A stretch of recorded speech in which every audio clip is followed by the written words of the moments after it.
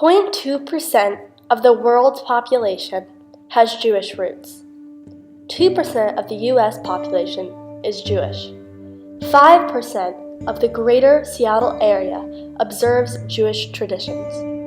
25% of Mercer Island's population celebrate their Jewish identities. Despite Mercer Island's large Jewish community, anti-Semitism is still a prevalent issue. Hi, my name is Denise Radau. I'm the librarian here at Mercer Island High School. I'm Amy Lavin, the CEO of the Strong Jewish Community Center. My name is Detective Chad Shoemaker. I'm with Mercer Island Police Department. We had some vandalism in library books in the spring of 2016. Also, a swastika was drawn on the wall of the library the month before that, February of 2016. And there was one incident this fall. The most recent incident was graffiti, a swastika drawn inside a book, and also some words, some hate speech about Jews. I don't recall the exact writing, but it was drawn with a pen, very hard. Somebody pressed really hard on the pages. It made it so that we had to discard the book. Across the globe, Jewish community centers have been receiving bomb threats.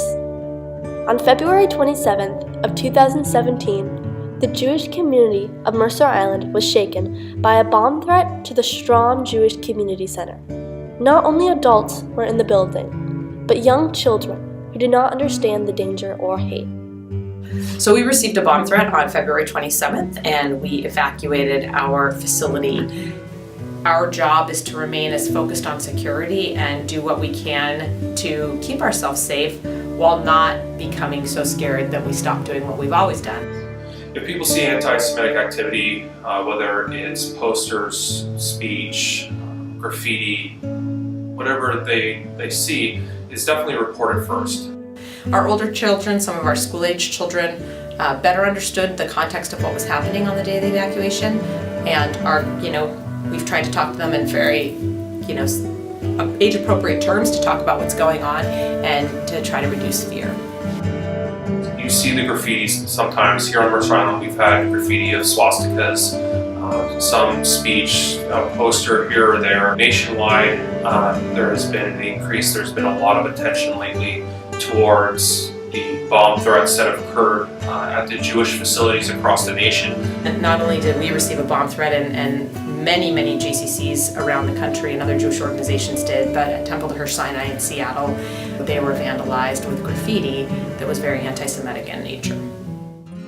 Senior Rabbi Daniel Weiner says it was discovered early Friday morning, and despite it being inside of nearby school children, they've decided to leave it up for the time being. But to actually see it in print, and to see it, to face a sacred part of our campus, previously sacred part of our campus, to actually see that up close and personally is heartbreaking. The Holocaust is a defining element of modern Jewry and is something that reminds us of who we are, what we stand for, and actually through much of that we gain strength. I wish I could say why people do things like that. I cannot say what the motivation for those kinds of incidents are.